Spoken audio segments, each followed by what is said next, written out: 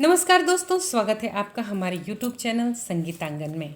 मैं कंचन बाला और आज हम जिस विषय पर चर्चा करेंगे वो है वादी, संवादी, अनुवादी, विवादी और वर्जित स्वर। दोस्तों, सबसे पहले हम बात करते हैं वादी स्वर पर।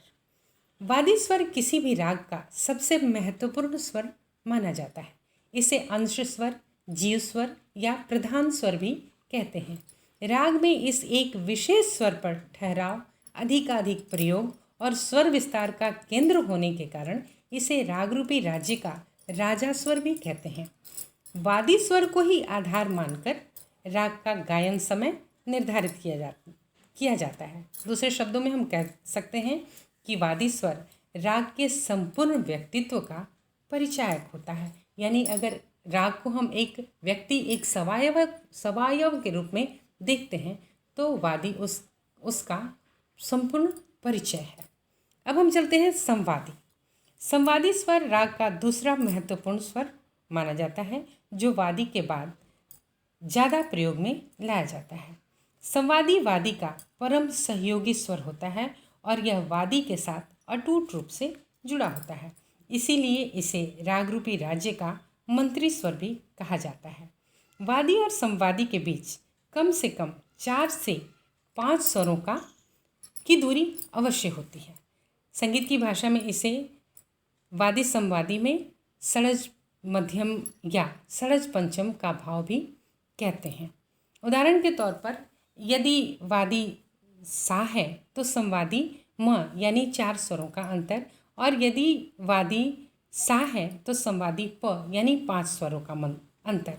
इसी तरह यदि वादी रे है तो संवादी प या ध होगा, यदि वादी ग है तो संवादी ध या नी में से कोई एक होगा, और यदि वादी म है तो संवादी नी या सा में से कोई एक होगा।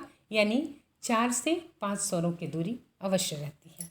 अब आइए हम चलते हैं अनुवादी पे। वादी संवादी के बाद जितने भी अन्य स्वर राग में प्रयोग किए जाते हैं वे सभी अनुवादी स्वर होते हैं।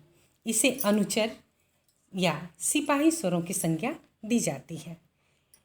राग का परिचय देने में इन स्वरों की चर्चा नहीं की जाती। जब हम राग का परिचय लिखते हैं तो अनुवादी स्वरों की चर्चा नहीं करते, नहीं अनुवादी स्वर लिखते हैं, क्योंकि वादी, संवादी और वर्जित स्वर का ज्ञान जब हमें हो जाता है तो यह स्वतः ही मान लिया जाता है कि और जितने भी स्वर प्रयोग किए जा रहे हैं वो सभी अनुवादी हैं, यानी राग के सहयोगी स्वर हैं। अब हम आते हैं विवादी। दोस्तों, जैसा कि नाम से ही पता चलता है, ऐसा स्वर जिसका प्रयोग करने से राग में विवाद पैदा हो सकता है या राग को विवाद में डाल सकता है, ऐसे स्वर विवादी स्वर कहलाते हैं। परंतु कभी कभी बहुत कम समय के लिए राग की सुंदरता, मधुरता, आकर्षण बढ़ाने के लिए गायक विवादी स्वरों को छू कर निकल जाते हैं। जैसे कि राग बिहाग। राग बिहाग में तीव्र मध्यम का प्रयोग विवादी स्वर के रूप में किया जाने लगा। विवादी स्वर के रूप में ही किया जाता है। जैसे ने सा गा मा प ने सा, औरों में हम तीव्र मध्यम लगाएंगे। सा ने द प म प ग म प ग म ग रे सा। तो यहाँ तीव्र मध्यम विवादी स्वर के रूप में आया है, लेकिन इसका इतना अधिक प्रचलन हो गया और लोगों को ये इतना अधिक पसंद आने लगा तीव्र मध्यम राग बिहाग में कि इसे अब अनुवादी स्वरों की श्रेणी में रख लिया गया है। इसे गायक छू कर निकल जाते हैं, लेकिन इसके प्रयोग में बहुत सावधानी बरतने की ज़रूरत होती है, नहीं तो ये संगीतज्ञों के बीच एक विवाद और चर्चा का विषय बन जाता है। ये राग को हानि भी पहुंचा सकता है। अब आते हैं हम वर्ज्य स्वर या वर्जित स्वर। विवादी और वर्ज्य स्वरों में कोई बहुत बड़ा अंतर नहीं है, परंतु अंतर है।